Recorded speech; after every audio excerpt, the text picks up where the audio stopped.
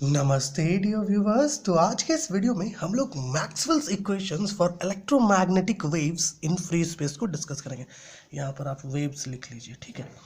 देखिए, जनरली हम लोगों ने पिछले वीडियोस में देखा कि मैक्सवेल्स इक्वेशंस क्या होते हैं, उनका डिफरेंशियल फॉर्म, उनका इंटीग्रल फॉर्म, उनका डेरिवेशन, सबको डिस्कस किया। बट एक्चुअली में ये जो मैक्सवेल्स इक्वेशंस हम लोगों ने डिस्कस किया, वो मैक्सवेल्स इक्वेशंस फ्री स्पेस के लिए, किसके लिए? फ्री स्पेस के लिए कैसा दिखता है, आज हम लोग उसी पर डिस्कशंस करने वाले हैं। सबसे पहले ये जान लेते हैं कि फ्री स्पेस क्या होता है। देखिए, जनरली फ्री स्पेस एक ऐसा स्पेस है जहां पर कंडक्शन करंट नहीं होता है, उसका वैल्यू जीरो होता है, ठीक है। ये जो फ्री स्पेस है, ये फ्री स्पेस क्या है? एक ऐसा जगह है जहां पर कंडक्शन करंट, ठीक है, there were no conduction current, वहां पर कंडक्शन करंट जीरो होता है। इसका मतलब हम लोग ये कह सकते हैं कि जो कंडक्टिविटी होता है फ्री स्पेस में वो जीरो होता है, ठीक है।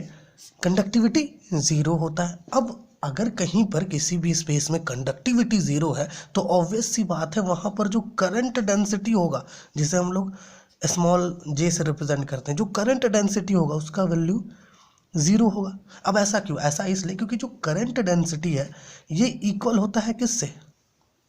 सिग्मा एरो ई से इक्वल होता है। अब यहाँ पर सिग्मा और एरो ये दोनों पर डिपेंड कर रहा है। अब सिग्मा ही जीरो हो गया तो करंट डेंसिटी तो ऑब्वियस सी बात है जीरो होगा, ठीक है। अब क्योंकि आप जान ही रहे मेन रीजन है कंडक्शन करंट जीरो है, तो जो वॉल्यूम चार्ज डेंसिटी होगा रो, वो भी जीरो होगा। अब इनके हेल्प से, क्योंकि देखिए ये कंडीशंस है कुछ फ्री स्पेस के, फ्री स्पेस में कंडक्टिविटी जीरो होता है, फ्री स्पेस में कंडक्टिविटी जीरो होता है, इसलिए वहां पर जो करंट डेंसिटी है वो भी जीरो होता है, साथ ही साथ वॉल्यूम चार्ज डेंसिटी भी जीरो होता है। तो इन्हीं कंडीशंस को यूज करते हुए मैक्सवेल का जो इक्वेशंस है ना, उसे हम लोग फ्री स्पेस के लिए भी लिख सकते हैं। ये जनरली 1 मार्क या 2 मार्क के क्वेश्चंस में आता है, तो चलिए इसे हम लोग थोड़ा सा डिस्कस कर लेते हैं। अब आपको जनरली जो मैक्सवेल का इक्वेशन था वो कौन कौन सा था? Arrow del dot arrow D is equal to rho, ठीक है, या फिर आप डाइवर्जेंस ऑफ एरो डी भी कह सकते हैं। दूसरा arrow del dot arrow B is equal to zero, या फिर आप ऐसा भी कह सकते हैं divergence arrow B is equal to zero. तीसरा जो इक्वेशन था वो क्या था? कर्ल था, arrow del cross arrow E is equal to minus del arrow B by del T, कुछ ऐसा था।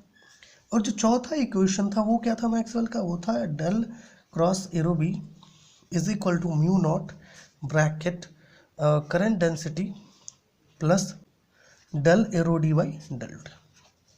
ये चारों इक्वेशंस आपके लिए फैमिलियर है, हम लोगों ने पिछले वीडियोस में इन पर काफ़ी डिस्कशंस किया। लेकिन अगर बात करें कि हमें इसे फ्री स्पेस के लिए लिखना हो, किसके लिए? Free space. यहाँ पे लिख लीजिए फ्री स्पेस। फ्री स्पेस के क्या कंडीशंस हैं आप लोगों ने यहाँ पर देख लिया। अब सबसे पहला इक्वेशन को आप कंसिडर कीजिए। अब सबसे पहला इक्वेशन क्या है? Arrow del dot arrow D is equal to zero, ठीक है। जनरली यहाँ पर रो है arrow del dot arrow D is equal to. अब हमने क्या कहा कि अगर फ्री स्पेस में कंडक्शन करंट नहीं है तो वहाँ पर वॉल्यूम चार्ज डेंसिटी क्या करेगा? वो भी जीरो होगा। तो वॉल्यूम चार्ज डेंसिटी अगर जीरो होगा तो arrow del dot arrow D is equal to rho, हम लोग इसे लिख सकते हैं इस इक्वेशन को। और हम लोग ये भी जानते हैं कि यहाँ पर जो एरो डी है ये डायरेक्टली प्रोपोर्शनल होता है इलेक्ट्रिक फील्ड पर। तो एरो डी को हम लोग कुछ ऐसे भी लिख सकते हैं एप्सिलॉन नॉट एरो ई, कुछ ऐसे भी लिख सकते हैं एरो डी को, क्योंकि ये फ्री स्पेस में है इसलिए हम लोग एप्सिलॉन नॉट यूज कर रहे हैं। अगर यहाँ कोई मीडियम का बात कर रहे होते हैं हम लोग, या आइसोट्रोपिक मीडियम का, तो उस केस के लिए हम लोग सिर्फ एप्सिलॉन यूज करते हैं, ठीक है।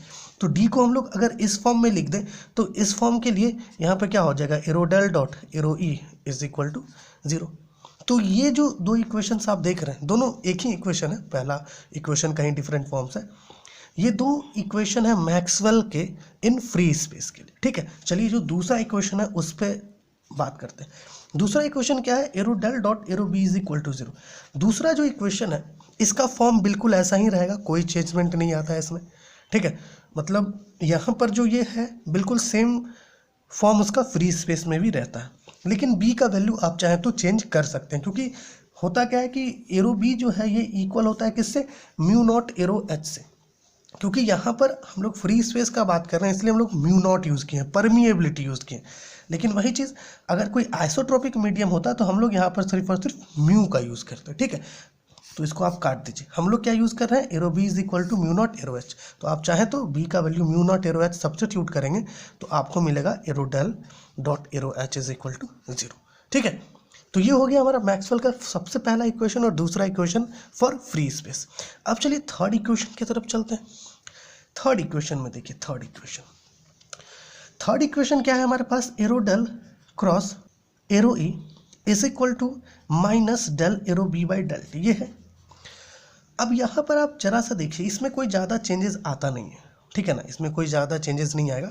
लेकिन b का वैल्यू हमने क्या कहा होता है, म्यू नॉट एरो एच। अगर यहाँ पर mu naught arrow H substitute कर दे तो हमें क्या मिलेगा, b में, एरो b में, तो हमें मिलेगा minus mu naught del arrow H by del T, ठीक है, ये हमें मिलेगा।